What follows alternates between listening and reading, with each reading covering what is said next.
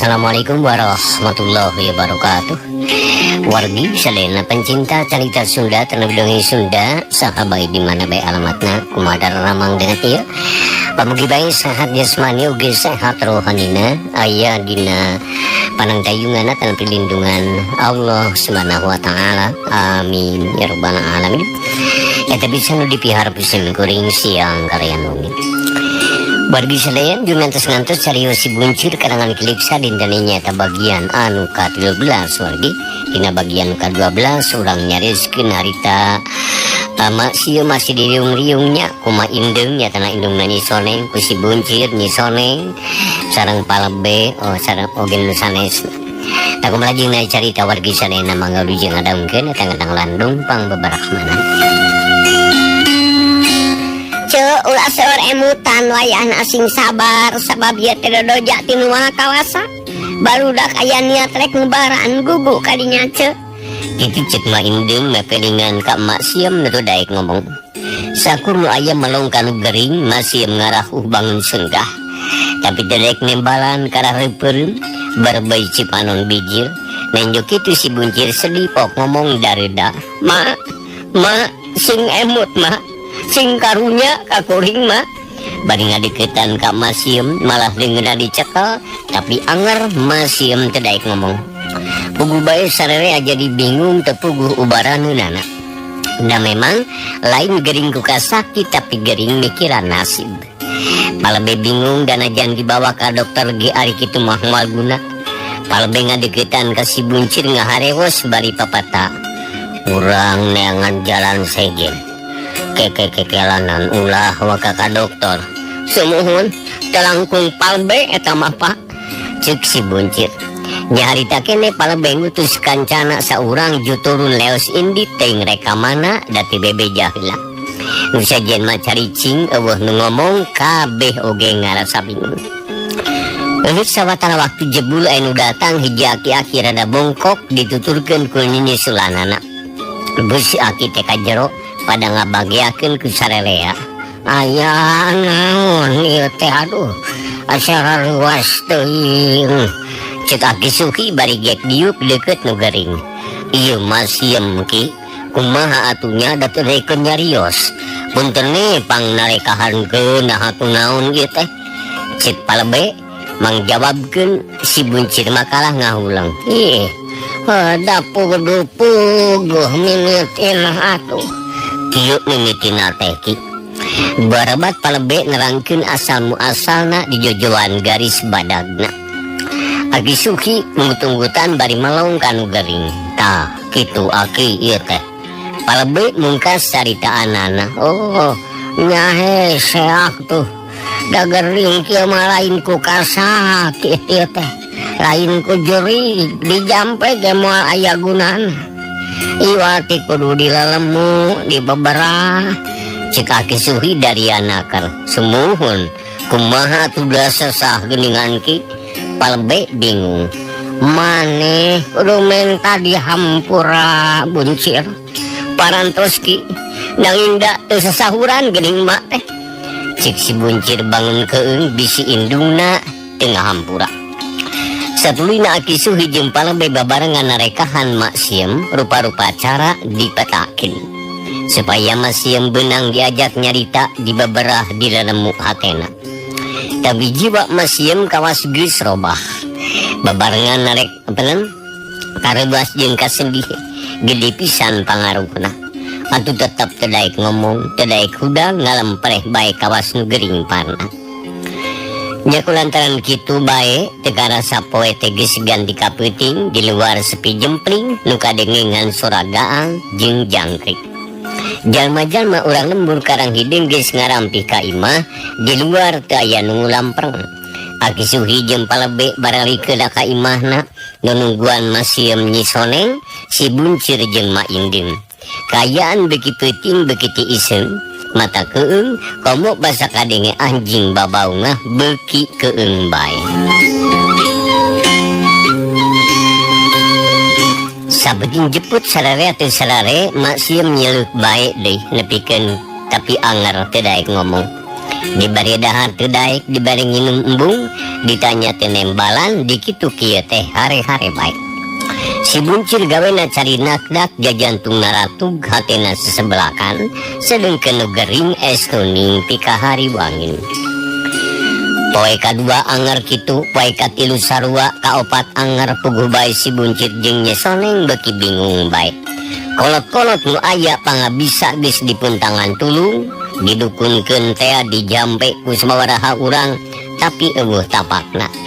Dan cek itu cek ieu lain kasurupan, lain kausap setan, tapi kena ku tekenan batin rohaka bari jeung dirina eukeur lemah.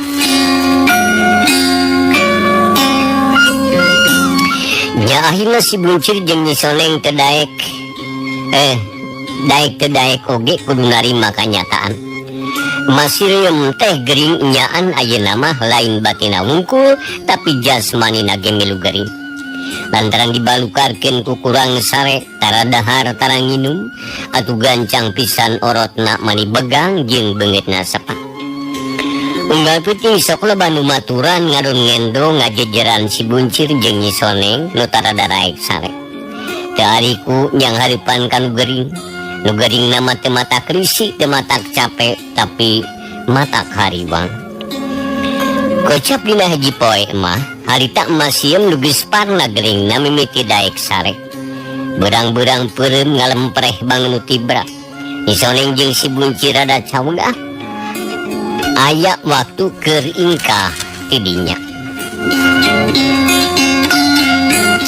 Duanana harita diuk ditepas. Ting haruleng bangun kacida bingungna. Ari sabab aina makarasa pisan cocoba teh asa marekpak ka maranehna. Indung gering usaha gagal, si buncir beuki begang, pamajikanana kanyos balas mikiran kasedih. Kang Buncir, da ayeuna mah geus salse kuring hayang nyaho kana lalakon usaha akang. Na kumaha ieu teh Kang? Rek dituluykeun atawa moal? Na unggal poe aya wae di imah, kumaha tagiheun Kang? Cek Nyesoneng samarukna aya keneh tagiheun. Si buncir gareng hapna lik napas jero terus melong kaburuan, red kana karam bahayam anu geus lila nganggur. Malah nu hiji mah pejet, dibawa balik sote keur bukti ka pamajikan, dari duna mana taku riweuh mawana. Soneng, akang teh sedih bogoh ge. Tapi begede lama ambek, lantaran asa diteng-tenganan ku Basampar. Mana horeng manehna teh tukang tipu, tukang ngabobodo, tukang meres lain banar hayam. Naon? Lain banar hayam kumaha Kang? Nyesoneng harita riwaseun. Basa ditagih, boro-boro mayar neng. Mangkelukna ge teu papanggih. Ditanyakeun kanu matuh di dinya, saurang ge eueuh nu wawuheun.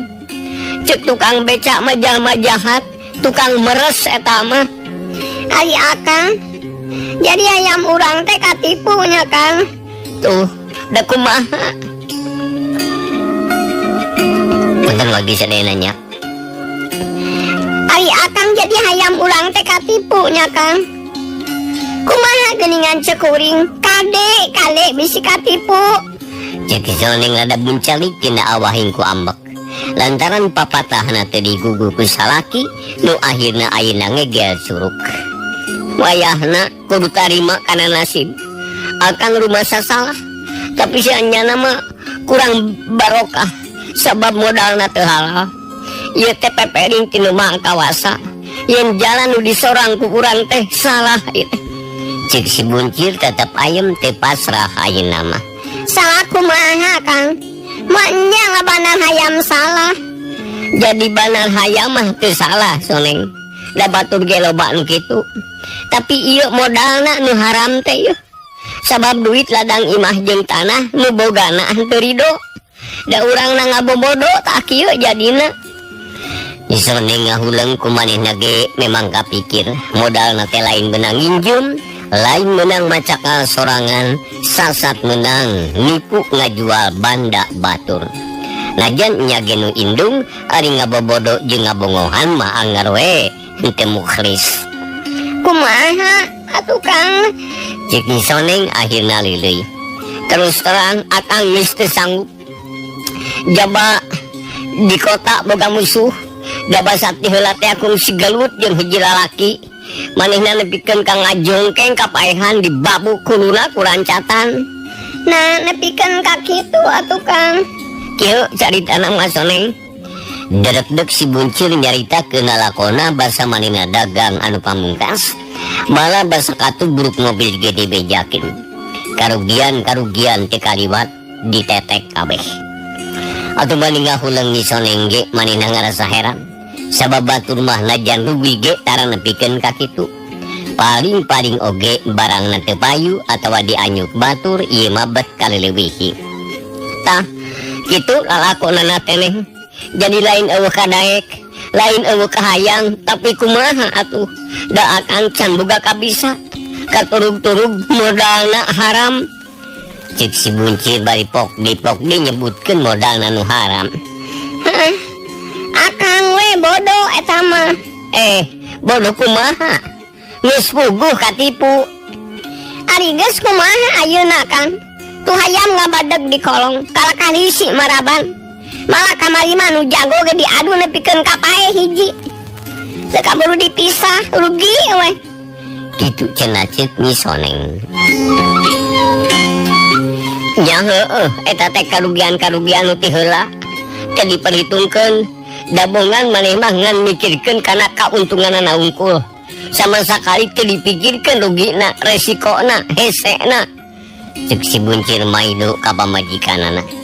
Nyi Soneng ngarita ngahuleung deui malah haeuna marada carinakdak panon ceuleuh dina kongkolakna aya anu ngembeng heran. Ari dikicipkeun berbay mapai pipi sedih geus kitu mah. Duit beki ipis nu aya beak dipake dahar jeung dipake ngubaran mak sieum. Tah kulantaran kitu akang moal dagang deui Neng. Cek si Buncir nyokot putusan. Ari geus rek ti mana dahar Kang? Mangkaning boga nu gering urang teh. Duit sesana we awet-awet. Awet-awet kumaha pan geus santam dipake modal, saware dipake dahar, dipake ngubaran emak, nu aya ge geus jadi barang, tanu disarara di kolong duit imah eta teh. Cek Nyi Soneng manehna geus sieun katempuhan sabab geus teu ngeupeul duit. Piraku geus beak Soneng. Apaan duitnya loba hampir 500 juta eta teh. Sedengkeun hayam nu dibeli can aya 200 siki piraku beak. Cek si Buncir teu percayaeun. Ari akang mani teu percaya ka pamajikan. Palain keur mani hayam mungkul keur mani beas mani deungeuna meuli pangabutuh sajena keur ngubaran emak. Pandahar mah tina bati hayam. Bati di mana Kang? Bati tina daki. Sakitu dagang rugi wae ge. Si Buncir haitang ngegal bibir. Ras inget ka masiem anu langsung gering sabadanya yen bandana dijual. Hiji ciri yen teu ridoeun sarta lebareun pisan. Atuh ras dikana pangalamanana anu netes semplek nincak semplak. Begi sidik indungna teu ridoeun. Si Buncir ngahuleung teu daekeun ngomong deui. Duanana ngaharuleung sarua bingungna sarua susahna.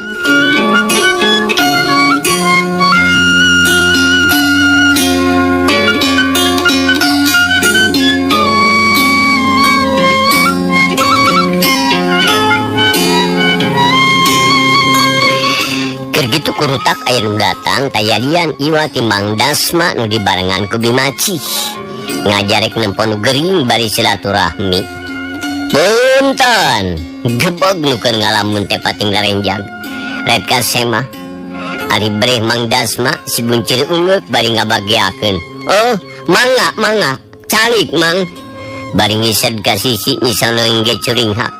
Bus Mang Dasma ka jero ditutulkeun ku Bimaci. Memeh diuk cungcong ngajak sasalaman geus kitu ngaberes sisi bilik. Kumaha nu teu damang teh tos aya kamajengan. Berkah Mang tiasa kulem ayeuna mah tu geuning ngarempreh wae bangun tibra. Biasana mah siang meungi teh nyileuk wae matak hariwang. Cek si Buncir bari nunjuk ka nu gering. Atur nuhun atuh ari aya kamajengan mah. Begi we singgal damang deui sabiara bihariri. Kawitna sehat kedah sehat deui. Kawitna jag-jag kedah jag-jag deui. Cek Mang Dasma dari anakar. Nuhun Mang, hapunten waktu dinten naonnya. Aduh, abdi teu rumah sepat. Teu nampi kana kasumpingan Mamang. Aduh, abdi teu nuju kaweur, bingung sareng riweuh. Kitu cek si Buncir manehna sasadu dumek ngusir-ngusir Mang Dasma nu niat hade. Sawios yang sawios. Pemangge kahartos keuneun nu atos mah atos we. Ayeuna maka dieu sote kahiji nyangakeun silaturahmi atuh. Kaduana etang-etang nyangreudkeun tali mimitra. Janggakeun panglayad mugi-mugi nu teu damangsing enggal sehat deui. Atuh katiluna aya taroskeun sakedik. Perkawis naon Mang? Si Buncir wasun ngadengeun niat Mang Dasma anu katilu. Kumaha ieu perkawis ical galeuh teh Mang teh hoyong nguping nu salarasna. Margi hate Mang teh hareudang teh ari kieu mah. Katurug-turug Pak RT tos 2 kali negor ka Mang da carana kitu saurna. Cek Mang Dasma mana horeng maksud jeung tujuanna teh hayang muguhkeun ngeunaan jual beli imah teh. Bongan kadengna teh ricu mata kabur. Balukarna Mang Dasma jeung Bimaci sok hogag wae parebut paham. Sumuhun ujang hayang tentreme bibit teh sanaos tos masrahkeun artosna ge. Ari di dieu na kieu mah terang teteteg maksad teh. Sedengkeun bibi teu gaduh kanggo nyalindung di Ciboboko sasatos amitan nyeun pindah. Tempat sanes teu gaduh deui, da puguh bibi mah jalmi balurat upami nu ieu riceu teh bingung bibi teh ieu. Cek Bimaci melu nyarita. Kumaha ari kitu Kang Buncir? Disoneng ngeurewaseun. Lah nah make teh tentrem sagala. Da ical galeuh mah parantos rempug sadayana. Abdi tos nampi artosna, Mamang tos nami barangna, malah tos diahia atas dialihan sanes. Cek si Buncir. Sumuhun ari kitu teh mah. Nanging aya watos apan anu diical teh barang emak tak kitu meureunnan Kang. Cek Nisoneng mangjawabkeun. Sumuhun kitu Neng. Laras pisan eta nu dipikari wang ku Mang teh. Margi mugi we nya kersa memeres. Utamina makan wajibna oge ka pangurusna aya di dieu. Cek Mang Dasma atuh ngahuleung si Buncir teh. Lantaran kumanehna ge karasa indungna encan ngedalkeun nanaon. Mari mari ge palebe anu naroskeun teh atuh bibi teh beuki keung we beuki hareudang sieun diusir deui ti dieu. Kitu cek Bimaci nambahan pikiraneun ka si Buncir. Kieu Mang oge bi soal ica galeuh mah da moal resmi maksudna teh datos resmi henteu aya masalah nanaon. Nu jadi ganjelan teh ngan sarupi nyaeta antawis abdi sareng pun biang oge antawis Mamang sareng pangurus di dieu. Sumuhun eta nu janten abotna teh tah. Cek Mang Dasma. Abdi moal ngajual eta tanah mun teu tanggung jawab. Ayeuna mah kieu we Mamang sareng bibi sing tenang calik-calik di bumi nu tos sah kapibanda ku Mamang. Soal pun biang kuring nu bakal mereskeun.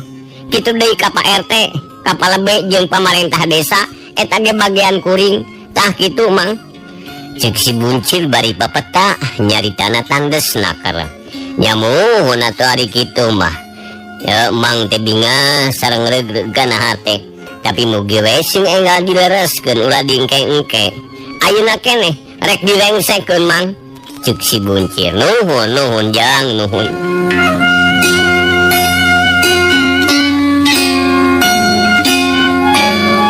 Satuluyna ngobrol nu lain-lain nanyakeun soal kahirupan, soal kebiasaan di masing-masing lembur jeung sajabana.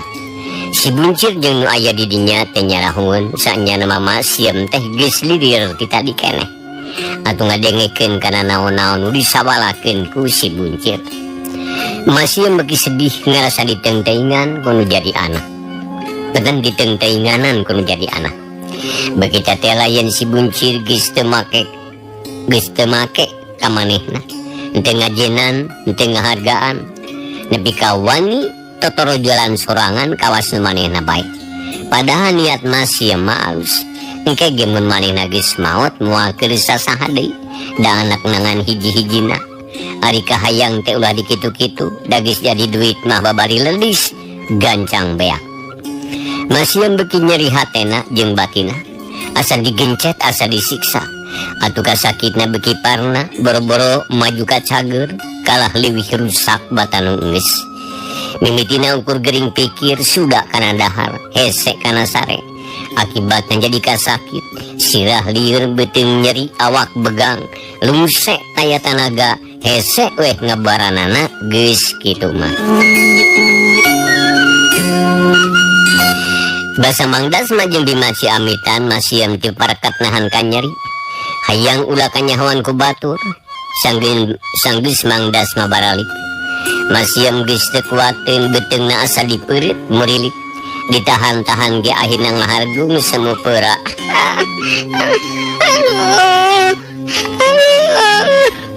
Cenah kitu pokna bari papalengkingan dampalingeun diteueurkeun kana udal beungitna sepak bibirna gararing. Ngadengin humarulung kitu si buncir nu gesek inggit ka imah Pak RT jadi rewas gancang nyampeurkeun ka indungna malah nyisoneng ge ngadeukeutan brek duanana deku gigireun nu jadi indung.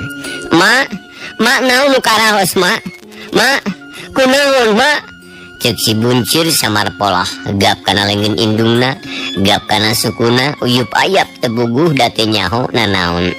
Mak emut mak kunaon mak teh Cek soneng reuaseun deui tapi masieum anger teu nembalan bibir ngonci letahna asa heuras.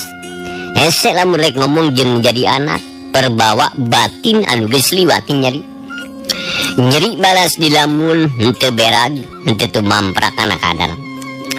Si buncir jeung Nyisoneng rampang limpeung geumpeur duanana samar polah sadengkeun masieum terus sumarurung sakapeung ti paparkat beureum sakapeung deui narik napas jero terus sumarurung bari ngalempreh estuning pikamelangin. Si buncir ngarampat tarang indungna heab karasa panas beda pisan jeung biasa. Aduh panas neng kumaha ieu yang aki suhi atuh Kang ceuk Nyisoneng jig kumaneh neng akang nungguan nu garing mending akang nu init ngarapanjang lengkah ceuk Nyisoneng embungeun di titah niang aki suhi teh heug atuh pek tungguan. Tetalang ke jerut si buncir turun gedik indit ngadug juga imah aki suhi sarta teku sri lagi snapi kaparengan aki suhi aya keur ngadaweung atuh terus dibejakeun kasusahna. Aki suhi harita teu talangke harita kene indit rek nempo mak siem.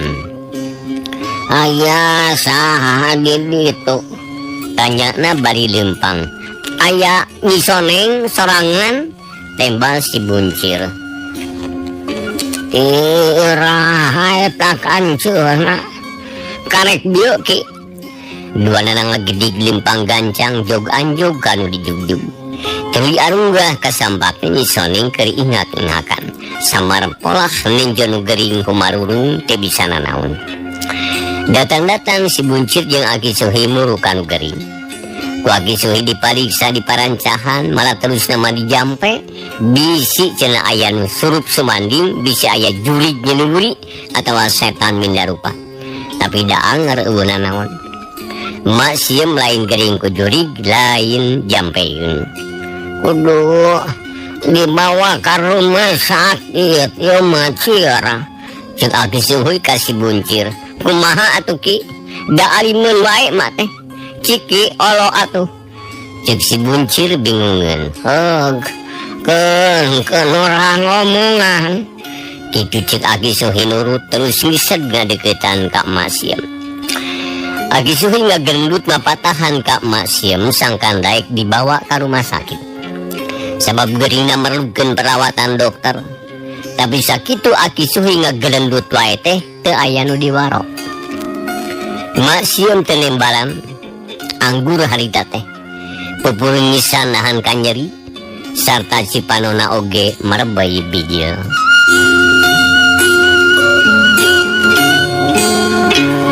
Sieum ulah subah sing teu mampra kana kadar bari sabar ari ngaran sabar teh narima kana naon-naon tumiba dibarengan ku ikhtiar cicing wae mah lain sabar tapi nyiksa diri yuk kurang ke rumah sakit ulah ngantep ka sakit lagi suhi terus bepelingan tapi nu gering mah anger we teu ngawaro di luar ngahulang bari nempokeun mak sieum nu keur ngararasakeun ka nyeri sasat merangjing ka sakit ari ka sakitna hese lantaran sumberna tina pikiran anu teu merenah kasusah anu ngagulung dina dada ambek anu teu bekas dila-dila aki suhi manggi aka terus badami jeung si buncir yen mak sieum terek dipaksa dibawa ka rumah sakit lantaran ari dagukeun kasadaranana mah leuheung lamun sadar kumaha lamun henteu dabukina embung wae sumuhun kitu we ayeuna maki tapi abdi butuh bantuan tinu sanes da teu sanggem sorangan mah mun biang teh kudu digotong ieu teh cik si buncir bingungeun keun urusan akieu tah mah baik gue gerasa sadiaan amun boga duit kumpulkeun duitna mawa salin jeung naon anu perlu aki rek minta tulung ka barudak mangga ki mangga disone ngahuleung kumaha nyapi petaeun da duit teh geus ipis jigana dipake ka dokter mah moal cukup ku saanu tapi nenjo kaayaan indungan kitu jadi keun teu karasa leungeun ngaragamang kana beuheung kongkorong nu anyar meuli jigana kudu dijual teu kitu ge duitna teh ada ngajual tanah teh wayahna nih urang keur di doja kudu tabah geuning bareto mah keur teu boga duit najan sok pasea wae tanah kieu kasusah teh jadi sidik duit teh ari jalana henteu bener mah geuning matak jadi mamala neng cik si buncir setengah nyindiran ka pamajikanana misalnya teu ngomong kumanehna ge kabayangkeun bareto mah keur tara boga duit da nya parearea omong ge ukur duaan jeung tara jadi kasakit deui sabab amarah bekas kakeuheun sok budal jeung babari akur deui tapi ayeuna kasusah manjang kasedih ngadirih-dir beurang peuting jadi pikir kahariwang beki berat loba kamelang kasieun jeung kapusing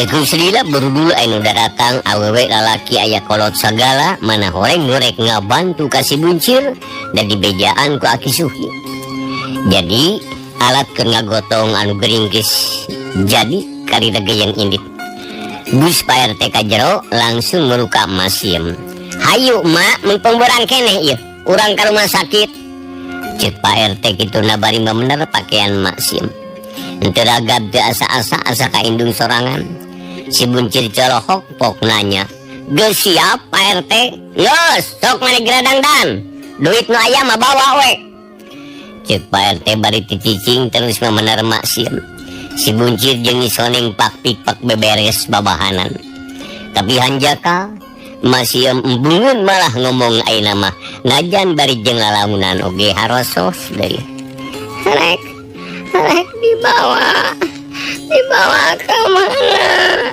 kami teh mak urang ka dokter mak teh teu damang kedah dilandongan mak cek Pak RT bari neuteub ka masieum rek naon ka dokter kami mah henteu garing ulah mak ulah kitu mak ngaraeng ngadamang mak teh sinya kana salira mak cek Pak RT teh bosen nganasehatan malah aki suhi nu geus aya di dinya ge milu nyarita ngalalemu hate mak sieum keukeuh nu rek mawa keukeuh nu embung tapi akhirna nu geuring teh dipaksa dipindahkeun kana tandu anu basajan masih ngahegak bakat tu capek nyawa beuteuingna nyeri asa ngajeretit di pangku teh tapi dia bisa magar kumaha sabab leuleus taya tangan pangawasa akhirna pasrah geus tarap 5 bling indit digotong kuduaan keur serep bisa dia da ka kota teh jauh. Hese kendaraan da jalan leutik jeung nanjak mudun deui. Ati si Buncir ada ngemplong lantaran indungna benang dibawa ke rumah sakit ayeuna mah. Jadi sugan we ari katulungan ku dokter mah salamet. Da buktina di jampe mah taya tapakna gini. Cek ieu ge lain ku jurig, lain ubaraneun dukun tapi kudu ka dokter. Itu nama kaharti, da lain kuna naon ieu mah gering tina pikiran anu rungsing teh.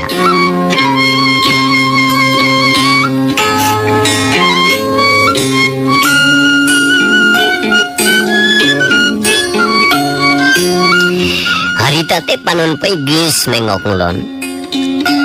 Tadi atuh langit teh bersih. Na ari geus liwat di tengah poe bet mendung, mega tinggalung panon poe pip kapindingan. Alhamdulillah, ieuh geuning ceuk si Buncir atokeun. Lantaran gering teu kudu dipayungan sabab ieuh teh. Tapi liwat ti ieuh keur meujeuhna di jalan kago. Jauh ka ditu ka dieu, reup langit angkeb. Mega hidung ngagulung di langit. Hiuk aya angin ngagelebug atuh tina renjang anu jajab. Pak RT geus tatanggahan bae, meh wae ti tajong nolonjong. Kumaha ayeuna ieu cudum ieu? Cik Pak RT hariwangeun. Rada gancangan lempangna. Dina hujan geus nepi ka lemur. Urang urun ngelangian. Cek Aki Suki, petakeun ilmu teki sarang atuh Ki. Cek si Buncir, Aki mah henteu bisa nyarang, henteu bisa ngarekeun hujan. Keun bae da cai, sina murang we cai mah, cai mah. Sabawa kasuburan kana tanah, poro kaya. Ningang nu gering mah matak warna Ki. Cek si Buncir, muga-muga we ulah wah katurun hujan teh. Nam gancangan atuh. Nungga gotong ngagugu limpangna di gancangan, tapi teu bisa gancang salilana. Jalan tarahal najan mudun oge atuh maningesang. Terlihat terus diselang kudu jag-jag ari kaayaan beuki pika hariwangeun. Hiuk angin ngagelebug datang kalanting palanaod surana seah ngaguru. Manuting koloyong mubus kanu buni, sieun ka bawa angin. Nya harita teh karak liwat saeutik di tengah poe, tapi kaayaan mani poek meredong jiga geus sareupna. Masyaallah, nabat jadi kieu. Hayo gancangan, atuh gancangan. Cek Aki Suki hariwangeun. Tapi lajan lumpat ge moal kuat balap jeung hujan mah, sabab hujan mah ti luhur. Nyoy kapelaan ku cahaya kilat, geureuh sada gelap mani bener. Nu ngagotong masieum guguk ja jantung naratu. Napas ngageh ngahegah anu jajab ruas kabeh ge. Komo si Buncir jeung Soneng mah samar pola samarampa limpang ge asa teu napak. Angin beuki tarik sauk ngadokalakai di sisi jalan. Bulu kaluhur mawur pisan kana beungeut maksiem atuh beuki reuaseun salerea. Teu cukup begitu paralak beletok hujan munggaran geus murag. Jigana teh gede nakar da maniting beletok kana daun cau.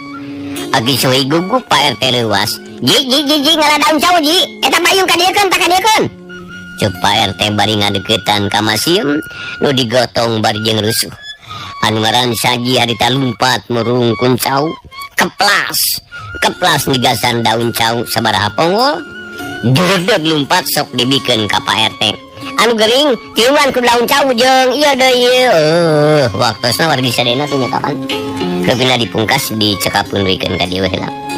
Carita Sunda dina judul Si Buncir karangan Kuliksa bagian ke-13. Pamugi tampi kalian kamingahan atuh lajengna Si Buncir bagian ke-14. Insyaallah dinten enjing dina waktu sami pamugi urang sadaya tiasa ditepangdaungkeun deui. Numancen sim kuring Mang Dina Mara ngaturkeun nuhun ku prasasana. Wilujeng baturai. Wassalamualaikum warahmatullahi wabarakatuh.